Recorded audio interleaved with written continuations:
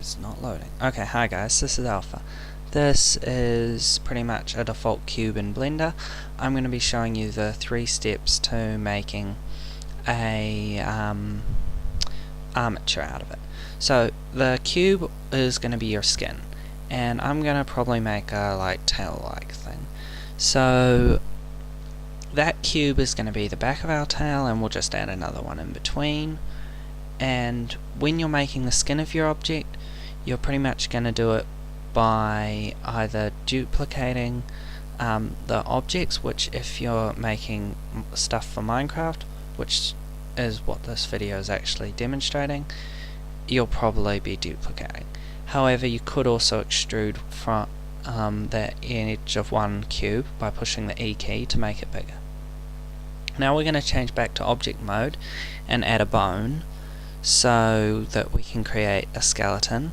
That first bone's in there, however we can't see it, so we're going to turn on X-ray mode and turn it into a wire mesh so that we can see it. Okay, see, now here's where you turn it into wire mode in the display in the object area. So now we can see it through here. Now we're going to move it to the edge of the bone because that's where we want our tail to be. And we also turn on X-ray. And now if we go into edit mode, we can move the head of the bone around down here so that we don't actually have to rotate it, which means that it'll have a rotation of 0 and means we don't have to mess with it. Sorry it keeps going in the wrong place, but Blender's really lagging because of the recording software. Now if we just extrude, pressing the E key, we can make another bone. This is actually how you make a skeleton. It's not by parenting another armature to another armature. That's totally wrong. Okay, now we're just going to go into object mode and we can parent our bone to our armature. We're going to do it with automatic weights, and then I'll show you weight painting. Automatic weights is probably going to do it all wrong. So here's what you're going to do. You're going to go into pose mode on your bones so that you can select them while in weight paint, and then weight paint mode while on your cubes. Okay, then you're going to open this because this is where you can select your brush. Okay, you're going to want to put it to the add brush, and that's going to make it darker. I forgot to do it, but you can increase the strength of it so that it paints a whole lot faster. The ideal colour you want at the moment is red, so you're just going to rotate around your cube, painting all of the corners, because that's the only bits you need to paint. The bits in between are just a combination of the colours.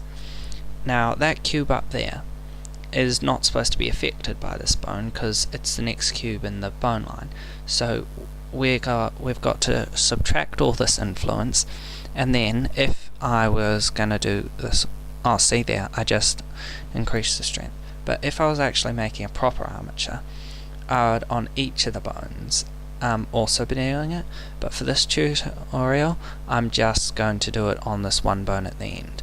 And you're going to see later that it's going to kind of mess up because the middle bone's also going to have an influence over this end bone. And yeah, so what the idea is that the weight is how much effect the bone's going to have on this cube and on other cubes. So you want it to be red because that's maximum effect. So now that I'm out of here, I can just select this bone and rotate it, and see, it's going to affect that and not the other cube. However, the corners are kind of mucked up because the other bone is also affecting it. I'm just going to push Alt-R to clear the rotation and put it back to where it was. And yeah.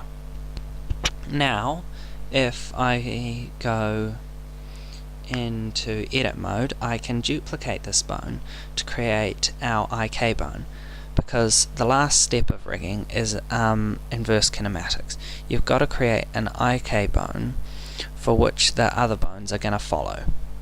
This IK bone is not going to be a parent of the other bones because otherwise it'll follow them around, and we want it to be completely independent. However, you can parent it to the father bone of your rig, which is that one at the back where my 3D cursor was a second ago. Okay, there's two ends to the bone, the tail and the front. And this is the inverse kinematics modifier, which you get in the bone modifiers tab.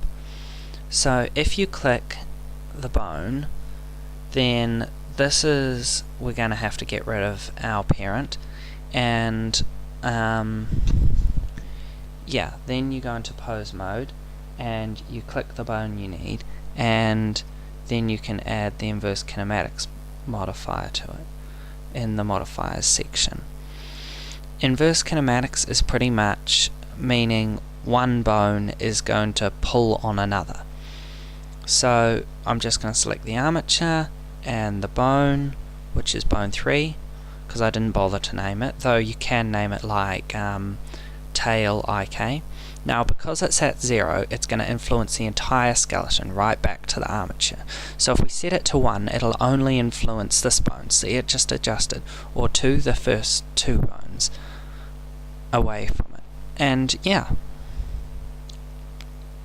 that's probably what you're going to end up with. And of course, you probably won't want to make something like this. You'll probably be more likely to make a Steve or something. But yeah, have fun.